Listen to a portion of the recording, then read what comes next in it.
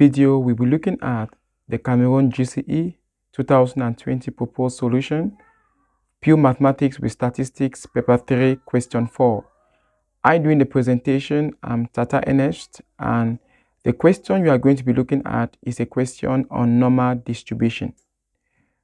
Masses of oranges from an orchard are normally distributed with mean mu and standard deviation sigma. 10% of the oranges from the orchard have masses less than 25 grams, and 5% have masses greater than 85 grams. Calculate to 4 decimal places the value of the mean, the standard deviation, the variance of the masses of oranges. Now, let x be the random variable for the masses of the oranges.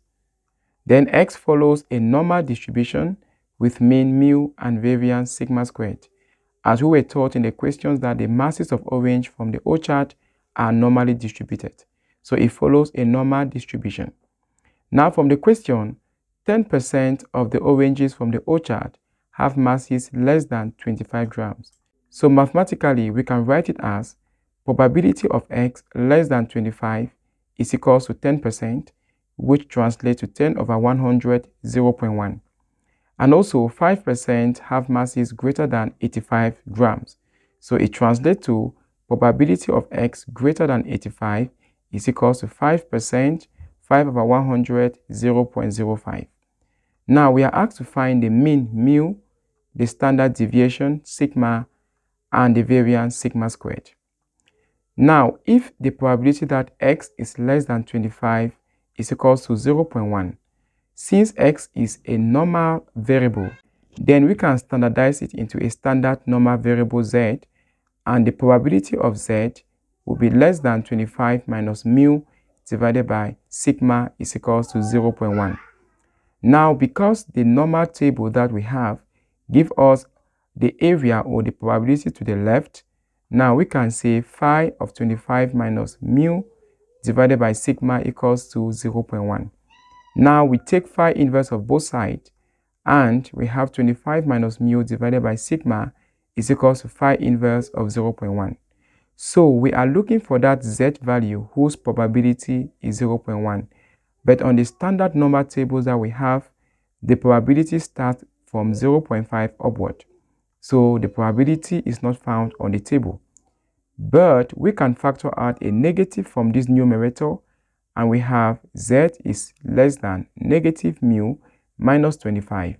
Because if I multiply out the bracket, I have negative mu plus 25, which is exactly what I have here. Why am I doing that? Because by symmetry, we have that the probability that z is less than negative a is equals to 1 minus the probability that z is less than a.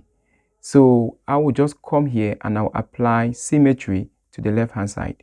So I'll be having 1 minus the probability that z is less than the positive value of this term is equals to 0.1. Now I can subtract 1 from both sides, and I have 0.1 minus 1, which is going to translate to probability of z less than mu minus 25 divided by sigma is equals to 0.9, because the negative multiplies out on both sides and gives you positive.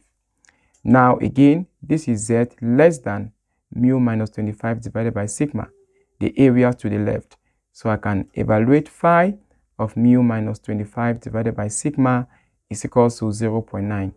Again, I take phi inverse of both sides, and I have phi inverse of 0.9. So I'm looking for that z value whose probability is equals to 0.9. Now on the standard normal distribution table, which is found in the formula booklet, which can be bought from the GCE board, we have to look for the z value whose probability is 0.9 or 0.9000, because on that table all the probabilities are given to 4 decimal places. But we cannot find the exact value 0.9000. So we look for the closest value to 0.9000, but less than it. And this gives us 0.8997, which corresponds to a z value of 1.28. Now let's find the difference between the actual value and the value we just used. That is 0.9000 minus 0.8997. This gives us 0.001. We will ignore the zeros and follow the same rule to the add section and look for 1. Now there is no 1, so we add nothing, and the z value is z is equals to 1.28.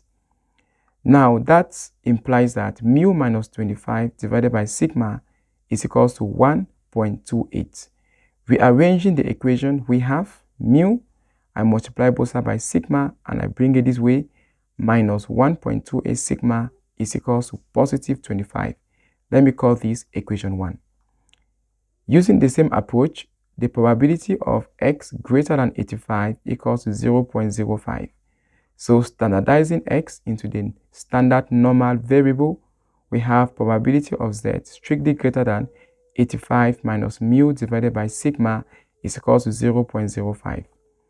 And by symmetry, we have that the probability of z greater than a is equals to 1 minus the probability of z less than a. We are applying symmetry because on the standard normal table, we can only have probabilities which are less than, z is less than that value. So applying symmetry to this equation, to the left hand side of this equation, we have 1 minus the probability of z less than 85 minus mu divided by sigma equals to 0.05. Subtracting 1 from both sides, we have this, and multiplying both sides by negative 1, we get the probability of z less than 85 minus mu divided by sigma is equals to 0.95. So the left hand side is simply phi of 85 minus mu divided by sigma. Then we can take phi inverse of both sides and we are finding phi inverse of 0.95. So what are we doing? We are looking for that z value whose probability is 0.95. Again, on the normal distribution table, we look for the z value whose probability is 0.95. The closest we can find, which is less than 0.9500, is 0.9495, whose z value is 1.64. Now, finding the difference between both values, we get 0.9500 minus 0.9495, which gives us 0.005. Now, we ignore the zeros and obtain 5. Now, follow the same rule to the add section, look for 5, and then move up to the column and add 5. So the z value is 1.645. So that means 85 minus mu divided by sigma is equal to 1.645. Rearranging this equation, we multiply both sides by sigma and then bring it to the left hand side. So I have positive mu, then plus 1.65 sigma is equals to 85. Now let me call this equation 2. So this is supposed to be equation 2. Now let's solve equation 1 and 2. These are the two equations. I will subtract them. This is supposed to be equation 2. I subtract them so mu can vanish, and I'll be having negative 1.28 sigma minus 1.645 sigma gives me negative 2.925 sigma is equal to negative 60. Dividing both sides by negative 2.925 gives me sigma, or the standard deviation, as 20.5128 to 4 decimal places. I'll just take sigma and I go to equation 1 and replace it and take this term to the right hand side. So that mu will be equal to 25, and I add 1.28 into 20.5128, and the value for mu, or for the mean, is 51.2564. Now what about the variance? The variance is the square of the standard deviation. So squaring the standard deviation, our variance is 420.7750. So we have solved for the value of the mean, the standard deviation, and the variance. Hope you have understood. For any questions, please leave it in the comment section below. I'll go through and I'll be able to answer to your comments. And if you do have any problems or difficulties, there will be a Google form where you can fill and submit your complaints. Then if you have any criticisms or appreciations, then they are all welcomed. Until then, have a splendid day.